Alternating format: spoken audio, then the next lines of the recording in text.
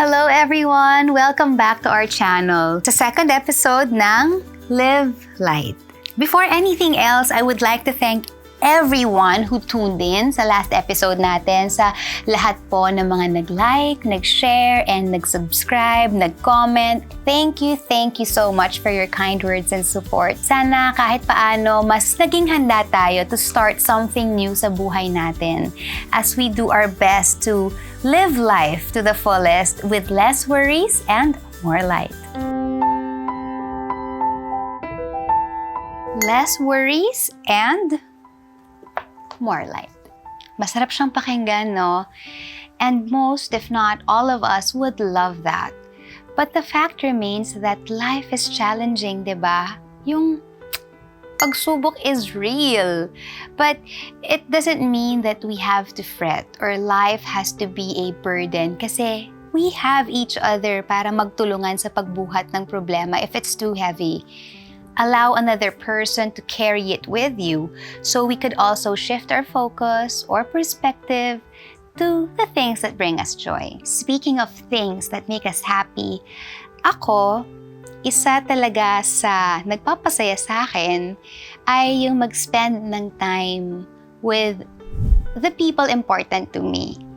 I love reading books, I love to travel, and minsan, wala, tumunga nga lang sa bahay. Or maybe have a meaningful conversation. In one of those conversations I had with a friend, napag-usapan namin yung naging trending topic, yung healing the inner child. These are people na ginagawa nila ngayon sa adult life nila yung mga bagay na hindi nila nagawa noon because they were kids. And just like traveling, eating at a fancy resto, or buying something you've always wanted. Then, I came across an article about a Filipino CPA na healing his inner child by buying a number of Harry Potter merchandise and eating out. Yung video na yan, parang naka 10 million views na siya. Tapos, syempre, binasa ko yung mga comments and doon talaga ako na-surprise. Actually, there were a good number of people na pinipraise siya and kinokomment siya for doing this for himself, no? But on the other hand, may mga tao na nagsasabi na what he did was unnecessary, na kaartehan lang, paglulustay lang. So, kung ikaw ang tatanungin ko, which side are you on? Okay, I have a story to tell you. Nung bata pa ako, ang mom ko, executive secretary. Then, meron lang kaming voucher or purchase order kung tawagin na may certain amount yon pang grocery. Binabayaran niya yon every 15-30 pag sweldo niya. Yun yung ginagamit naming pang grocery. So, sa madaling salita, hindi lahat ng gusto naming bilhin ay pupwede. So, we'd pass through the toy section na hanggang tingin lang kami ng kuya ko. And sa supermarket naman, kailangan naming magtanong kung, Mama, pwede po ba to? Pasok ba sa budget? Kasi if hindi pwede. Kunwari, yung cereal na sobrang gusto ko, kailangan ko laging tanungin yun. I think, if I'm not mistaken, during that time, yung cereals na yun parang between 199 to 250 pesos. When I grew up at nakapagtrabaho na ako, yung mga toys na nadaanan ko dun sa toy section na yun, and yung cereal na once in a blue moon ko lang akong nakain, binili ko siya lahat. It made me happy. Now the question is, was I selfish? Or was it self-love?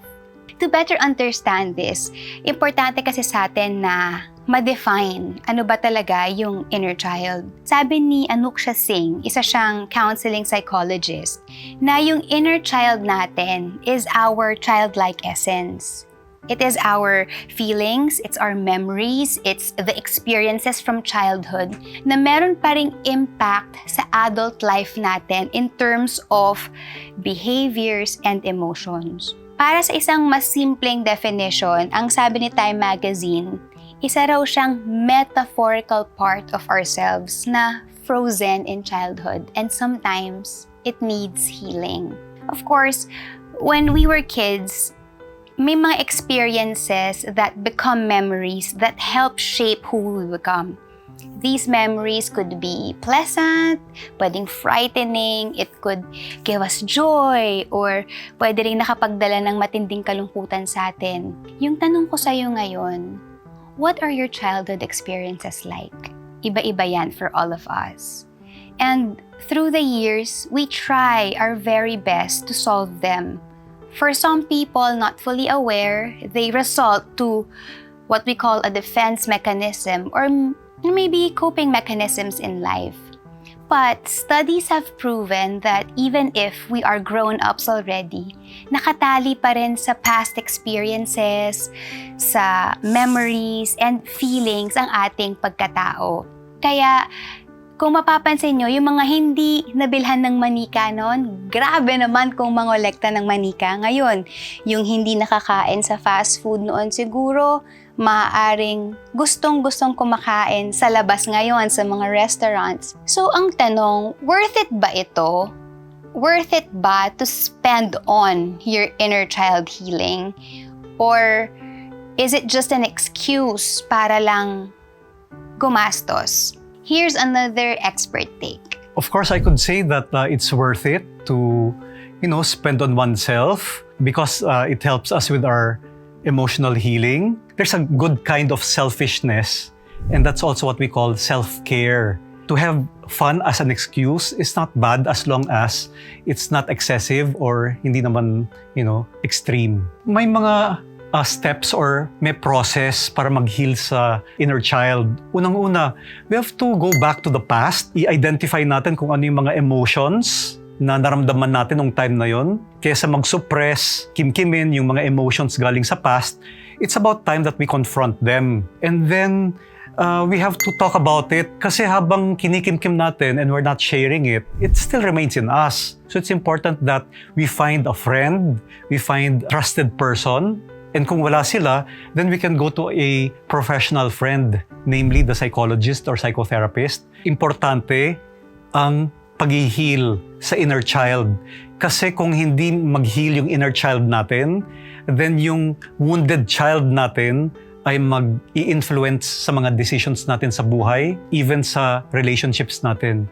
Siguro nagkakaroon lang ng misconception na para i-heal mo ang inner child mo ay kailangan mong gumastos o mag-splurge. Pero may iba rin namang paraan para i-nurture, para i-comfort, at para i-soothe ang inyong inner child.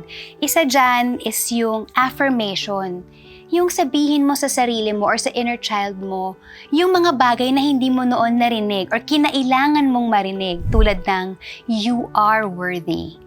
You are beautiful. You are loved. You have value. Pwede ka rin namang mag-visualize kung saan iisipin mo sa sarili mo na inaakap mo o inaalo mo yung batang sarili mo. Pwede ka ring mag-reassure ng inner child mo sa pagsasabing, no one's gonna hurt you.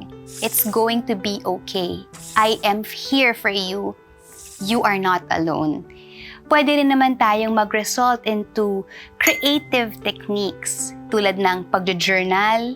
Pwede kang mag-storytelling din para sa inner child mo, or pwede kang maging mas playful, mas mapaglaro. Mag-blow ka ng bubbles, at marami pang iba. Just engage in any form of games. We can also do reparenting techniques. Yun yung pagsaset ng boundaries. I understand when we were children, hindi natin ito naiintindihan because we didn't know any better. We were voiceless, we were powerless, we have a person of authority. Pero ngayon na adult na tayo, kayang-kaya na nating mag-set ng healthy boundaries to protect not only ourselves but also our inner child. At pwede rin tayong mag-seek ng therapy.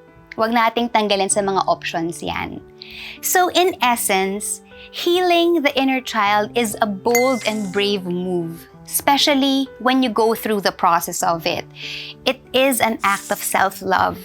It is wanting to break cycles and enter into healthy patterns. It is addressing our unmet needs to step towards self-actualization because we want to have a stronger sense of self and security. Healing the inner child is also a showcase of strength. Hindi siya sign ng weakness. Yung pag-acknowledge that we need to heal from traumas and breaking away from our demons don't make us less of a person. It is only because we want a better us. And finally, healing the inner child is not just fleeting. You will reap from its long-term benefits. Pwedeng mawala eventually kasi ang high sa mga material stuff na pwedeng bilhin.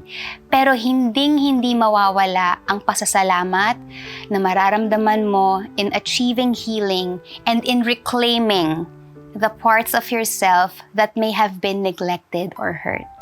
We may be a product of our past, but we need not be prisoners of it. We may not control who hurts us or what happened to us, but healing is our responsibility. Healing the inner child means addressing our unmet needs, wanting to break free from patterns, and wanting a better version of ourselves. For me, healing is bravery. Healing is humility. Healing is an act of self-love. Thank you for watching today's episode of Live Light. Please like and share this video. Also, if you have questions for me or topics you want to discuss, leave a note on the comment section. See you on the next video.